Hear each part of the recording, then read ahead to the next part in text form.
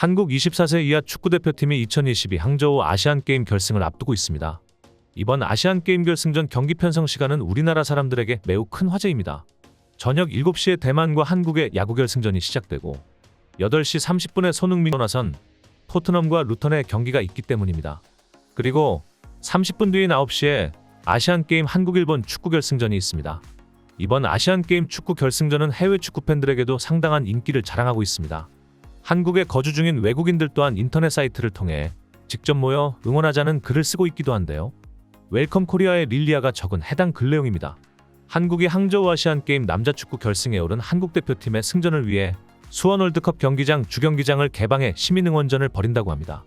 시민응원전은 경기 당일 오후 9시부터 진행될 예정이며 관람객은 2시간 전인 오후 7시부터 입장할 수 있습니다. 주경기장 남측 관중석 주전광판을 이용해 경기를 관람할 수 있도록 해놨으며 경기장 잔디가 훼손되지 않도록 그라운드를 개방하지 않고 북측 관람석을 이용할 예정이라고 합니다. 이번 결승전을 함께 응원하러 가실 한국에 거주 중인 외국인분들 중 함께 가실 분들은 댓글 남겨주세요. 황선홍 감독이 이끄는 한국 축구팀이 중국 항저우 황릉스포츠센터에서 일본과 남자축구 결승전을 치릅니다. 한국은 2014 인천, 2018 자카르타 팔렘방 대회에 이어 3회 연속 아시안게임 금메달을 노리고 있는 상황입니다. 한국은 자카르타 팔렘방 아시안게임 때도 결승에서 한일전을 벌였습니다. 당시 경기는 연장승부 끝에 한국이 2대1로 일본을 꺾고 금메달을 차지했습니다. 2014년 인천대회 때는 8강전에서 한일전이 벌어졌습니다. 이때도 한국이 1대0으로 이긴 적이 있습니다. 역대 23세 이하 대표팀 단위에서 상대 전적은 17경기 7승 3무 6패로 한국이 근소하게 앞서고 있지만 최근엔 상황이 조금 다릅니다. 한국 남자축구는 최근 2년 반 사이 A대표팀부터 연령별 대표팀까지 5연속 0대3 참패를 당했기 때문입니다. 그중 한 번은 황선홍 감독팀의 패배였습니다. 지난해 6월 U23 아시안컵 8강에서 한국은 일본에게 0대3으로 완패당한 적이 있습니다.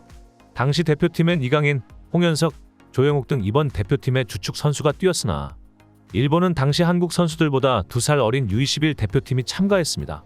그렇기에 이번 아시안게임 결승은 황선홍호엔 매우 중요한 경기입니다. 그러나 이번 결승전은 한국이 필패한다는 중국과 일본의 주장이 심심찮게 보이고 있는 상황입니다. 최근 우즈벡 해설이 공개되면서인데요. 우선 일본 축구 해설진들이 주장하고 있는 내용입니다. 우리 일본 축구 결승팀은 J리그 가시마 엔틀러스 사령탑을 지낸 오이와 고 감독이 지휘하고 있습니다. 일본 팀 내 최다 득점자는 세골의 우치노 고타로다입니다. 또 8명의 선수가 골맛을 봐 득점 루트가 다양하고 조직력이 탄탄함을 자랑하고 있습니다. 여기서 한국이 잘 모르는 부분이 있는데 일본 팀에 속한 대학 선수 10명은 고등학교에서 대학교로 진학한 일반 대학생이 아닌 J리그 특별지정 선수란 사실입니다. J리그는 현재 등록된 스쿼드를 변경하지 않고 최대 3명의 선수를 특별 지정하여 클럽 훈련에 참가하고 공식 경기에 뛰도록 하고 있습니다. 특별 지정 선수로 지정된 대학 선수는 같은 시즌에 소속 대학과 J리그 클럽에서 모두 뛸 수 있다는 이야기입니다. J리그는 선수들에게 높은 수준의 축구 환경과 학업 기회를 제공하기 위해 1998년부터 이 같은 제도를 실시해왔고 현재 J리그에서 뛰는 선수 중 다수가 대학을 거쳤습니다. 지금 국가대표 공격수인 우에다 아야세도 호세이 대학에서 2년간 몸을 담았습니다. 아시안게임에 출전한 대학생 10명 중 다수는 J리그 클럽의 유스 출신입니다. 미드필더 스미 고시로는 FC 도쿄, 야마구치 가케루는 비셀고베 유스 출신이고 라이트백 세키네 이로키, 수비수 마나토 요시다는 각각 가시와레 이솔, 요코하마 마리노스 출신입니다. 수비수 하야토 오쿠다는 간바 오사카 유스 출신으로 올해 특별지정 선수로 세레소 오사카로 이적 후 모모야마 가쿠인 대학에 진학했습니다. 이번 대회 남자 축구엔 1999년생 이하 선수가 출전할 수 있고 24세 초과 선수를 3명까지 포함할 수 있는 규칙이 존재합니다. 하지만 우리나라는 2001년에서 2004년생의 젊은 선수들 위주로 팀을 꾸렸습니다. 대부분 일본 J리그 프로팀에서 활약하고 있으며 독일이나 브라질에서 뛰는 해외파가 일부 포함되어 있습니다. 우리가 한국에게 질 수 없는 이유입니다. 뿐만 아니라 우즈베키스탄 축구 해설진이 한국과 중국 축구 경기를 보며 분석하던 영상이 큰 화제가 되기도 했습니다.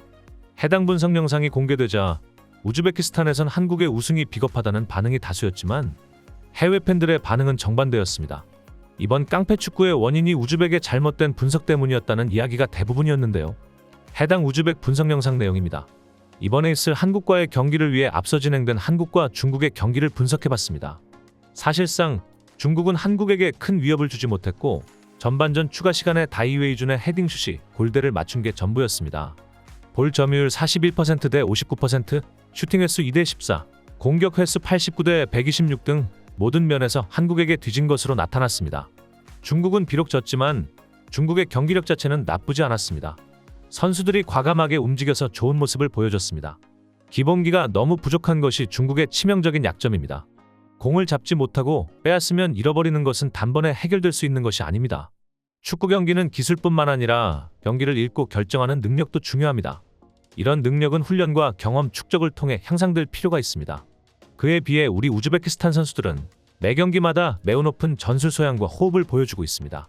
또한 매우 자신감 있게 플레이하고 있으며 기술은 매우 포괄적이라 수비를 하든 공격을 하든 항상 다양한 방식으로 경기가 가능합니다. 이번 중국과 한국의 경기를 자세히 보면 전체적인 실력차가 있는 게 분명하지만 중국 주전 2명이 퇴장이나 경고 누적으로 경기에 나오지 못한 게 한국전에서 패한 가장 큰 요인입니다. 한국은 수적 우위를 점하지 않으면 아무런 힘을 쓰지 못하는 공통점을 보이고 있습니다. 한국은 의도적으로 수적 우위를 점하기 위해 상대 선수를 퇴장당하게 하는 전략을 쓰고 있습니다. 우리가 한국에게 지지 않으려면 한국을 상대로 퇴장을 당하지만 않으면 됩니다. 축구가 몸싸움이 동반되는 경기이다 보니 경고를 피할 순 없겠지만 퇴장을 당하지만 않으면 한국에게 패할 요인은 없습니다. 그러나 경기가 끝나고 난 후 해외 축구 팬들의 반응은 냉담했습니다. 전 세계 해외 반응 번역본입니다. 한국 축구 선수들이 종료 후 지쳐 쓰러져 있는 모습을 보니 참 안타까웠다. 모든 선수들이 다치지 않고 좋은 승부를 보여주었으면 좋겠다. 항상 느끼는 거지만 이건 심판이 문제다. 심판이 파울에 대한 제재를 확실히 한다면 절대로 저런 식으로 경기하지 못한다. 선수를 보호하는 심판이 아니라 부상을 조장하는 저런 심판은 축구계에서 퇴장당해야 한다. 우즈벡의 14번은 개인 능력은 있는 선수였지만 프로 선수로서의 인성 부분은 형편없어 보인다. 엄원상에 대한 태클은 발목이나 정강이가 골절될 수 있는 위험한 행동 아닌가? 프로 선수는 몸이 급여와 연결되는데 동업자정신이 없는 형편없는 선수로밖에 보이지 않았다. 중국, 북한, 우즈벡의 폭력 축구를 이번에 처음 봤는데 당황스러웠다. 아시아 축구가 다른 지역보다 실력이 떨어지는 이유가 아닐까 싶다. 물론 다 그런 건 아니지만 우리나라 리그에 저런 선수들이 끼지 않았으면 한다. 자세히 보면 18번 선수는 침도 뱉었다. 맨 처음엔 주먹으로 등을 몰래치기만 한 줄 알았는데 뺨도 때리고 침도 뱉었다. 한국 선수가 잘 참았고 우즈벡은 본인들의 처참한 수준을 전 세계에 알려준 경기였다. 당시 경기를 보던 많은 해외 팬들 또한 우즈벡의 폭력적인 경기력에 분노하며 인터넷에 우즈벡에 대한 경기력을 솔직하게 표현하고 있습니다. 아시아 축구에 멱치를 한 우즈벡을 상대로 선수들이 큰 부상 없이 경기를 마치고 우승해 다행입니다. 구독과 좋아요는 더 좋은 질과 양의 영상을 만드는데 큰 힘이 됩니다. 끝까지 시청해주셔서 진심으로 감사드립니다. 이상 명예유전당이었습니다.